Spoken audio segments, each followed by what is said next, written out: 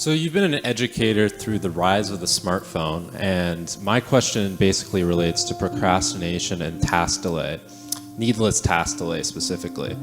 And given the unprecedented level of distraction that we have in today's world, I just wanted to get your perspective from a psychological standpoint on, other than cleaning your damn room, what would you suggest to a student who's looking to overcome these things? Well, I think with any, let's call it addictive process. I mean, email is powerfully addictive, right? Partly, it's a slot machine, and I mean that technically. So when you pull, that's a variable ratio reinforcement schedule, if I remember correctly. And it's very addictive because if you pull on the slot machine arm enough, you will win. And you never know which pull will reward you. And so not only is that addictive, it's very hard to extinguish that. And so emails like that, because there's always something beckoning, and now and then it's a jackpot. And social media is like that because, people are posting interesting things. And so, well, how do you overcome an addictive process? And partly you do it by replacing it with something better, right? So when people study drug and alcohol use, they often make an elementary mistake, which is to try to figure out why people use drugs and alcohol. That's not a smart thing to wonder. We know why people use cocaine. Cocaine directly stimulates the systems that produce positive emotion. It's like, so there's no mystery there. The mystery with cocaine is very, very simple. Why don't people take cocaine all the time until they die? That's the mystery, really, because you can get isolated rats to do that. So, and for some people, alcohol has the same kind of effect, except it's mediated by opiates. But often what people have to do to get themselves out of an addictive process is to find something better to do to replace it. And so I would say the problem with the gadgets, and I mean, they're amazing things, is that they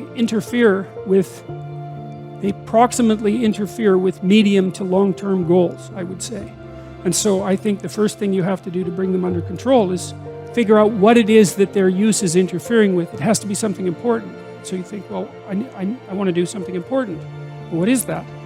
Well, it could be personal. Maybe you want to have a relationship. You want to get married. You want to have kids. You want to have a career that's meaningful. You want to have a life. You want to have an Abrahamic adventure and be the father of nations, let's say. Well, you can't be ratting away on your cell phone and doing that. And so I think part of it is to set your sights high and make a plan and figure out who you could be and see if obsessive utilization of smartphone fits into that vision of nobility. And it will partly, because they're unbelievably powerful communication devices, but so often it's for lack of something better to do, and it also interferes. It's really, really, really useful to know that people vote their damn temperament. It gives you more of an understanding, at least in principle, of those who sit on the other side of you on the political fence. And there's been recent newspaper articles, quite interesting.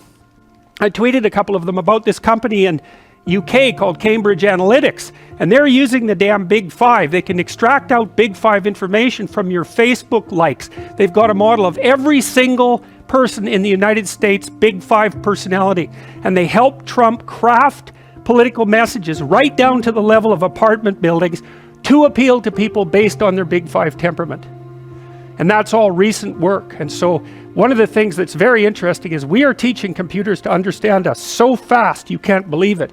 And we really do risk walking into an electronic world where you will only see what you want to see.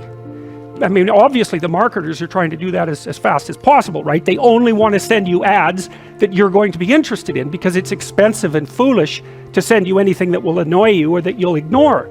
And so the marketers are trying like mad to map who you are, even by watching your eyes. They're trying to figure out who you are so they can send you the right information, but the danger is that that'll happen, say, in the domain of news and broader information, increasing this tendency for people to be siloed in their exposure to the external world. It's sort of like each of us is becoming a micro-celebrity surrounded by electronic sycophants who do nothing but tell us exactly what we want to hear.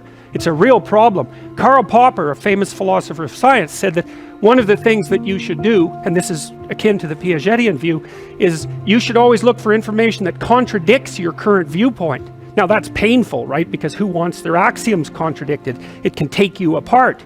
But it's the only way that you can ensure that you're learning at the same time that you're maintaining your stability. And that's another reason why it's really necessary to engage in dialogue with people that you do not agree with, because they're the ones who will tell you things that you don't know. It's of crucial importance in the maintenance of your own stability. The worst thing that can happen to a person, no, because there's many horrible things that can happen to a person, but one of the worst things that can happen is that you find yourself in a situation where no one is offering you corrective feedback anymore. Because you rely on the corrective feedback provided by other people to keep yourself sane, to keep moving in the ever-changing environment. And if you cut yourself off from that feedback, then you end up static and shrinking. It's really not good. You get less and less competent, you get less and less confident, and the threats outside of you loom larger and larger. When I counsel my clinical clients who are depressed or anxious, one of the things I've always told them to do over the last few decades is to disconnect themselves from the news. This was before the social media. And you still believe that today? Well, you asked me about CNN earlier. Like, I haven't watched mainstream television news since like 1985. You gotta be kidding. No, I'm not kidding. Let me get this straight. I want to hear you say this one more time. You haven't watched mainstream media since 1985? No, very little. I didn't have a TV.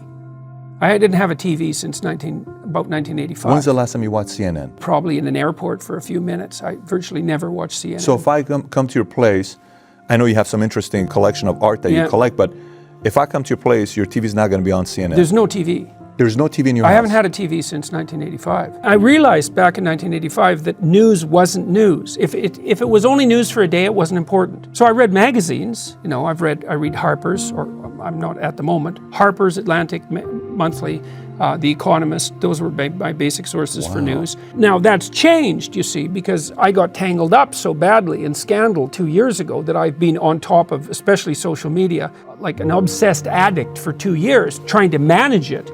You know, but it's not clear to me that that's been a good thing. I've got to. For your sanity, or for? It's certainly. I don't think Twitter is a good thing for my sanity. Twitter is so contentious. It's so. I mean, if you want a daily dose of hate, you can get it in 10 minutes on Twitter.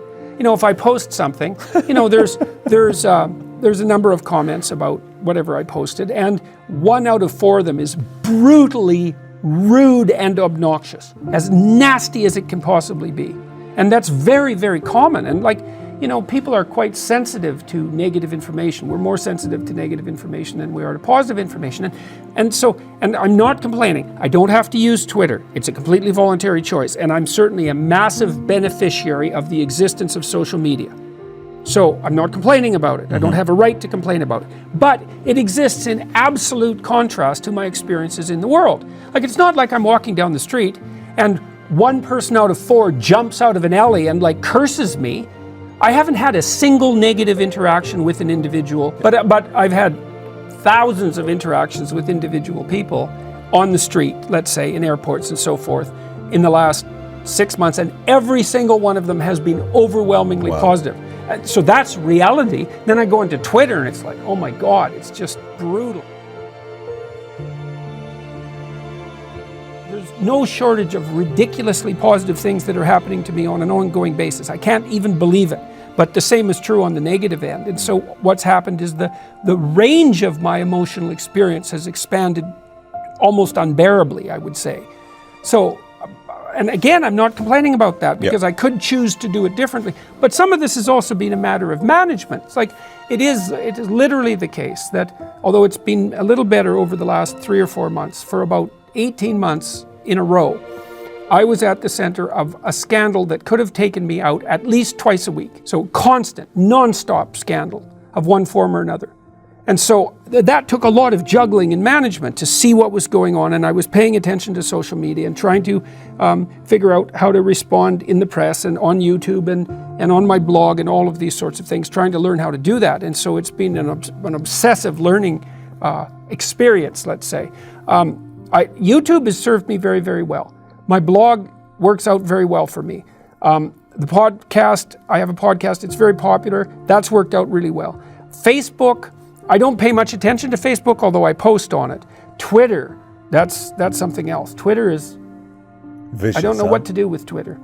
I don't know what to do with Twitter. I think I go back and forth. I go back and forth.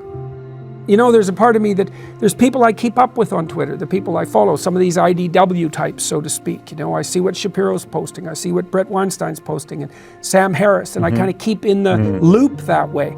And I feel a moral obligation to keep up.